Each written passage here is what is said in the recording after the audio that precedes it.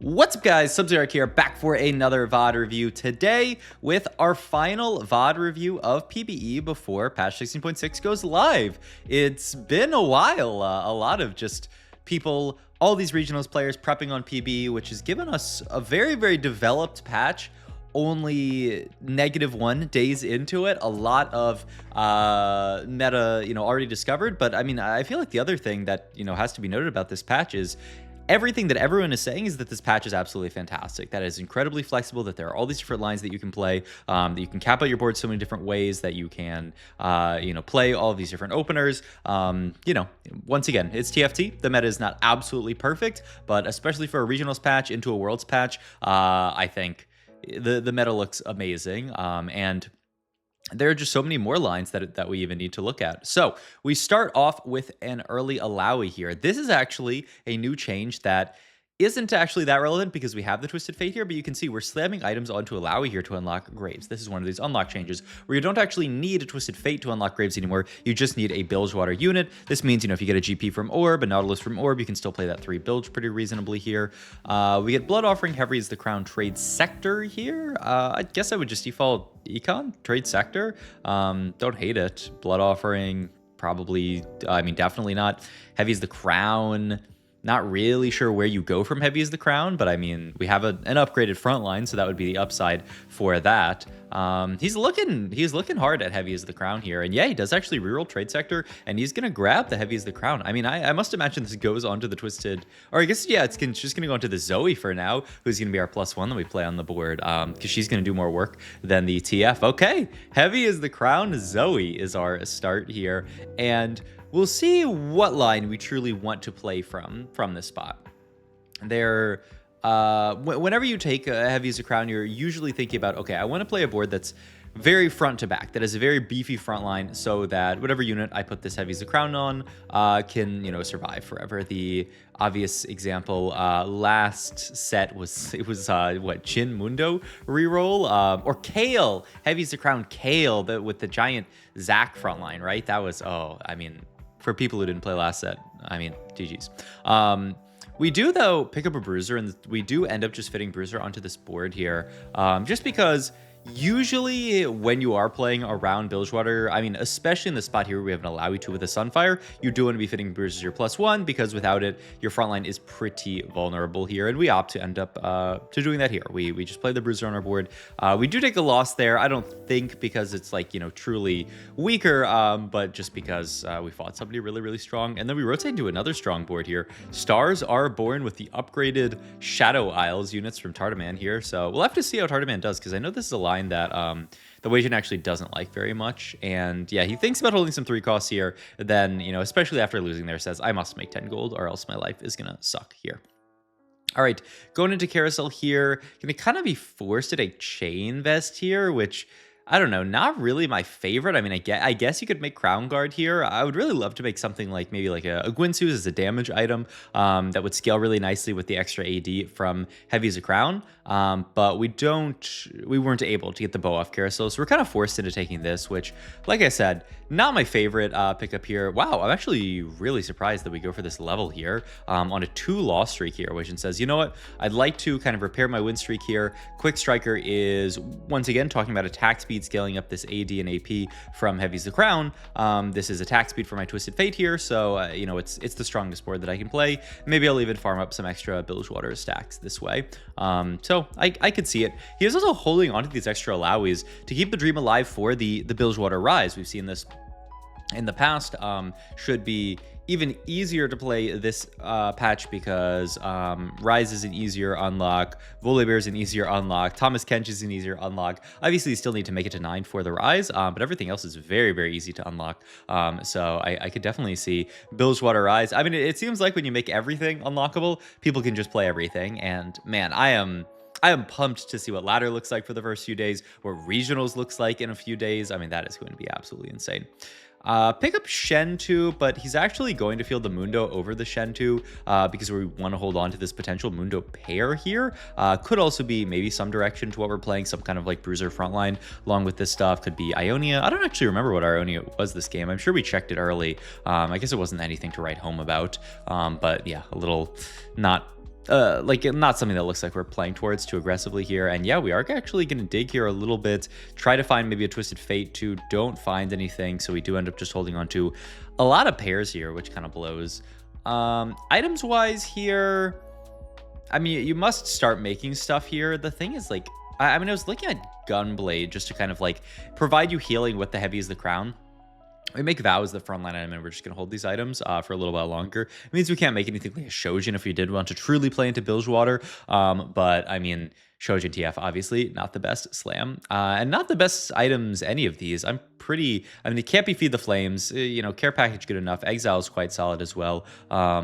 Yeah, and we are just going to take the Care Package here. Gives us an item and a dupe here that we could actually use. Yeah, look at this. We're going to make the Mundo 2, and ooh, this is spicy, but makes sense. We're going to move the Heavy as the Crown to the Mundo 2 frontline here and just say, this Mundo is probably unkillable. We're also going to slam the IE here onto the Ashe, unlock the Tryndamere, which I don't know if that's kind of like a necessary evil from the fact that we want to put the item onto Ashe, or just the fact that I don't imagine that we want to play around Tryndamere right now, but hey, maybe down the line we'll find something. Planning out, yeah, we're starting to plan out a board that does play around Zaun here, with the idea that, okay, we have this Mundo 2. We're going to be guaranteed to be able to play around this guy for a long time. This guy is going to be very, very tanky up until like late stage 4, early stage 5. So you might as well lean into it, right? We can just play a board that's always going to be able to fit Mundo, which is obviously Vertical Zaun. So I really like this kind of like, okay, thinking about, okay, what if I high rolled this game and how could I play into it as hard as possible here? The Mundo, at the start of combat, it looks like he's taking a lot of damage. No, I mean, he still is taking a lot of damage. I think he's okay. This fight's actually like a little it's very stressful, I think. Oh my god. Wait, hold the line, Mundo. No! I mean, to be fair, at least we didn't have the situation where Heavy as the Crown ended up, you know, Mundo died and then we lost the fight instantly. He was the last unit to die, so not, I mean, honestly, that's kind of fine. If we are going to play into the Zaun line, we do have to figure out, you know, who we are going to prioritize here. You know, we have IE as our only Jinx item, which is not great. Really need to get some attack speed onto this Jinx so that she can stack up her auto attacks and get that ability procced. So, you know, we'll see. He is going to end up making a declaw here for frontline, then moving Heavy's Crown back to backline here. So the second that we have like a true tank item to build here, we will just build the triple tank item, also declaw. I mean, the last board we saw was AP. This board we see here is AP. Looking like a pretty AP heavy lobby, so declaw, especially onto this Mundo, is just going to be very, very, very tanky. Lose this fight just because Zoe 2 is kind of a beast, and because our backline is kind of trash at this point. I mean, a TF2 and that's it. We do find the Ashe 2, and so we're gonna transfer over the Heavy as the Crown over to her. Nice that you can just, you know, kind of bounce that item, bench the unit to move it, so that's nice. And yeah, we are really looking towards this Zaun board, and it's really looking like a Zaun reroll line, which is one of these lines that we didn't really see at all last patch, but Warwick has been buffed. 3-cost reroll is, I mean, I'm gonna say it's back. You know, we did the Ari VOD review yesterday. You know, there's Noxus stuff that can be played around. 3-cost reroll, after not really existing for most of the set, is finally kind of like in meta now. And yeah, we are gonna sell it a lot of the stuff, start pivoting into Zaun here, and going to slam our items onto the Violet and the Jinx here, so that we can unlock the Warwick and get our 5 Zaun in here. So looks really, really nice. And we are going to add Gunslinger to the board for now. I don't know if we're going to play it forever, but we'll see. And we get the Singed unlock here at 64 HP. Yeah, actually beautiful setup here. We do hit the Jinx 2 on a roll down. Find Wukong, who is the superior bruiser, to play here. Find Blitzcrank to play onto our board as well here. And we are going to have to, yeah, we make Bramble. Ooh. Yeah, so we end up making Bramble here because, I mean, we get a trillion defensive item drops off minions here, so we have to then move Sunfire over. Sunfire onto Singed is nice. He's going to run around the entire board. The only slight sketch thing is we still don't have Jinx items, but ooh, this Jinx is kind of pumping here. All right, last dog, invested Commerce Core, Giant and Mighty. Imagine it's just a Commerce Core here. If we are really trying to play 3-cost reroll, we kind of need the rolls to hit this stuff. We are not just going to naturally be able to hit the Jinx here.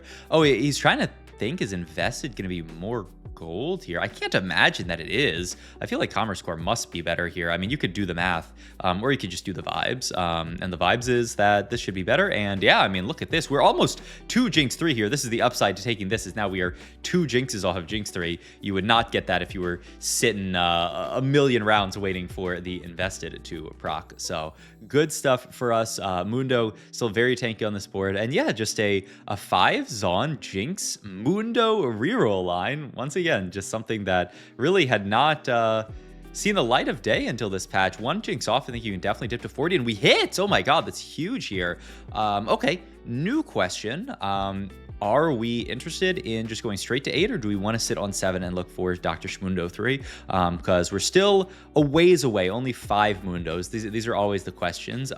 Usually the way to answer this, if you are trying to learn TFT, which is hopefully why you're watching my videos, or maybe just like the sound of my voice, I mean, let me know in the comments down below. But usually, you know, you ask yourself, should I push 8 here or should I roll on 7? The question is, what can I fit on 8? How valuable is level 8, and how valuable is hitting this Mundo? Because obviously you will hit Mundo faster rolling on 7 than pushing 8, but leveling to 8 will give you the, you know, potential power spike of whatever unit you are putting in on 8. So the question is, what becomes of level 8 here? Also, we still do not have the Guinsoo for Jinx, which is kind of crazy here. But you know what? Wei Jin's such a beast. I think he can make it work. And so you see Wei Jin rolling here on 7. I think it makes perfect sense, because what is our level 8 here? He actually swaps over into this Ioniaversion. So now we at least have a level 8 set that we can fit in on this board. But, you know, adding 3 Ionia to this board is pretty inconsequential. None of the units that we really care about are Ionians. Adding the set would be nice, but it's really not a huge deal either way. Much more consequential for this board succeeding is getting to the Mundo 3. Ask yourself, right? Would I rather have a Mundo 3, or would I rather level to 8 and have a set here? I mean, it's Mundo 3 by far. And yes, it's harder to get to, but I mean, it's certainly worth it from that perspective. So that's kind of a framework to think about these things, is, you know, like what are you giving up to roll on 7 versus what are you giving up to push level 8? And we very well might give up on Mundo 3 if we do push level 8 here. A ton of free rerolls coming every round here, so we can just keep rolling. I don't know why I mean, I guess we didn't really roll that deep here. Pops the item off of Jinx just to make sure that we don't accidentally lose to minions here. I mean, it's not really possible versus this board, but I don't know, maybe somehow they just run around the Jinx. We do finally pick up the Guinsoos on 4-7, so we have finally got our item here. Ooh, lucky item chest, and we can start looking for Warwick items. This is probably gonna have to be like Hodge and like Titans or something like that. Oh, actually, yeah, he grabs this to look for Evan Stroud here, and he does pick it up here. Wow, really nice call here. We are not hitting very hard, man. Send it to 0 here. Well, not 0, but 13, and did not find Mundo. It's actually a really rough fight to not have Mundo 3-4, because I'm pretty sure, I mean, we definitely do want to win this fight. And Mundo 3, oh, one more roll away and we would have hit it. That's actually so tragic. But okay, we do finally find the Mundo. We do have the Monkey King 2-star, so now we can move items over to the Monkey. And this Warwick, with pretty scuffed items, is going to have to just do his best on this board. But now we can see the value of this Jinx 3 Mundo 3 board. How long is Mundo going to tank, and how much work can Jinx put in now that she finally has a Guinsoo's Rage Blade? And the answer is a lot. Oh my god. 15,000 damage from Jinx there. Man, if we'd actually hit Mundo in 151, I would feel really good about our ability to like top 3, top 2 this lobby. The problem is we did lose that fight. So we're 16 HP, so if we ever fight anyone strong, Zaiku here win streaking really hard, our life might just be over here. So we'll see who we end up fighting and how strong our board is in relation to them. And we also just got to make sure our Jinx doesn't get sniped by anything crazy here.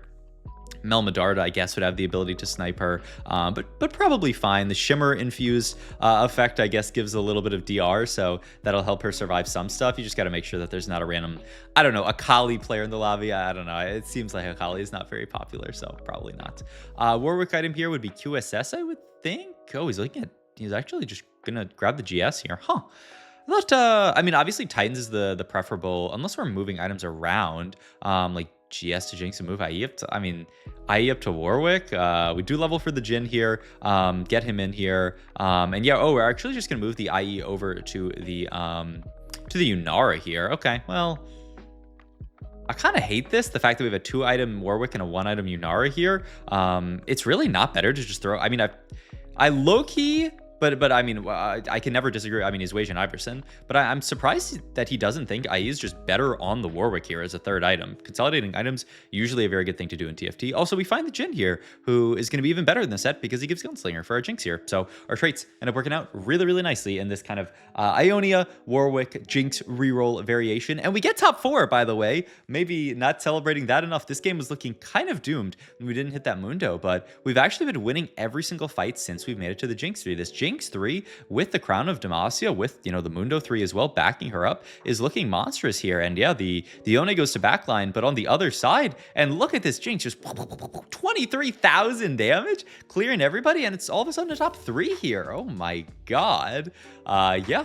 This Jinx might just be a monster here. Okay, well, 1 minion round for us. Hopefully this will get us to, I would say, our last Warwick item, but we'll see. If we take another Yunara item, I would move the Hodge down to Yunara, but we'll see what he wants to go for here. We actually do have a lot of rerolls here. Just grab Sterak's for the Warwick. I guess you could consider going for, well, that's a Warwick out of the pool over there, so you can't go for Warwick 3. No Yunaras I saw, so maybe you could go for a Yunara 3, but it's not the most likely, I would say, as a hit here. Rotate into what looks like a very scary board. And the Golem, okay, the Golem ends up walking to backline a little bit here. It's not going to wrap just yet, but now it is wrapping, and yeah, we're dead.